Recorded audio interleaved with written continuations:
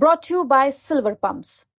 Top quality और consistent performance के लिए सिर्फ सिल्वर पंप्स नाम याद रखना। आज भी जो विचारधारा है लालू यादव का, उन विचारधारा के साथ मांझी जी को आना चाहिए। मांझी जी को आपके गठबंधन में आना चाहिए आपका? निश्चित तौर पर मांझी जी का जो समाज है तो यही ना है। आप उनको बुला रहे हैं, आह्वान कर रहे हैं उनको महागठबंधन? निश्चित तौर पे जो लड़ाई तो पूरी तरह से बिहार में जो है, एक तरफ झूठ है एक तरफ सच। निश्चित तौर पे स्वागत करेंगे। मांझी जी को इसी गठबंधन से उद्धार होना है, वहाँ तो लगातार ठगा रहे हैं। बिहार में विधानसभा का चुनाव है और उससे पहले एनडीए में कहीं न कहीं अब एक बार फिर से खटपट जो है वो दिखने लगा है। जीतन राम मांझी ने बीते दिन कहा कि उन्हें कम से कम 30 से 40 सीट चाहिए। साथ ही साथ उन्होंने बीजेपी और जेडीयू पर यह आरोप लगाया कि उन्होंने उनके साथ धोखा किया है, खुद में ही सीट बंटवारा जो है वो कर लिया है। और साथ हमारे साथ आरजेडी के प्रधान महासचिव रणविजय साहू हैं, हमसे बातचीत करेंगे। एनडीए में एक बार फिर से खटपट जो है वो दिखने लगी है। मांझी जी ने मोर्चा खोल दिया है।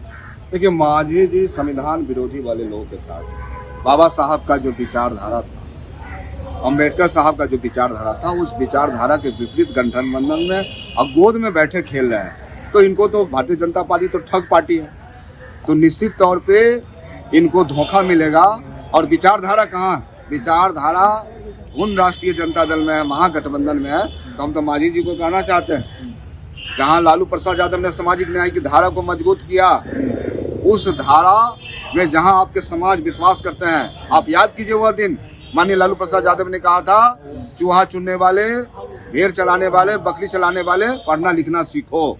तो आज भी जो विचारधारा है लालू यादव का, उन विचारधारा के साथ मांझी जी को आना चाहिए। मांझी जी को आपके गठबंधन में आना चाहिए आपका? निश्चित तौर पर मांझी जी का जो समाज है तो यही ना है। गरीब समाज है, कमजोर समाज है। भगवतिया देवी को माननीय लालू प्रसाद यादव ने राज्यसभा भेजने का काम किया था।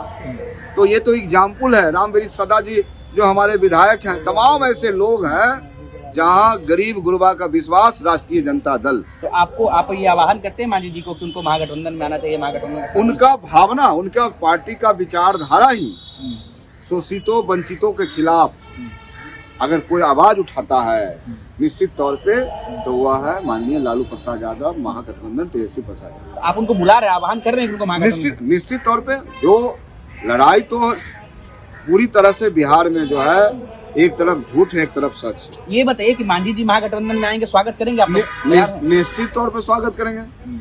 मांझी जी को इसी गठबंधन से उद्धार होना है, वहाँ तो लगातार ठगा रहे हैं। अच्छा, एक और सवाल। बीते दिन नायब सीएम सैनी जो हैं वो बिहार पहुंचे थे, उन्होंने कहा सम्राट चौधरी को सीएम चेहरा बताया है। अरे वहाँ एक सीएम का चेहरा नहीं है।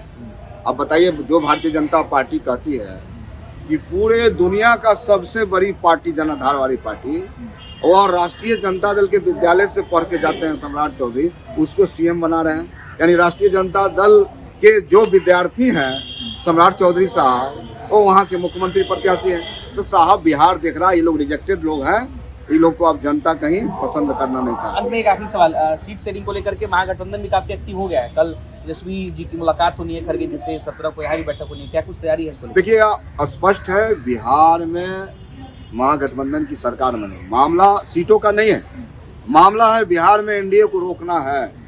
जो सामंतवादी ताकतें हैं, कल बैठक हो रही है खरगे जी के साथ? निश्चित लगातार बैठकें होती रहती है। 17 को बिहार में हो रही है, चर्चाएं भी होती रहती है।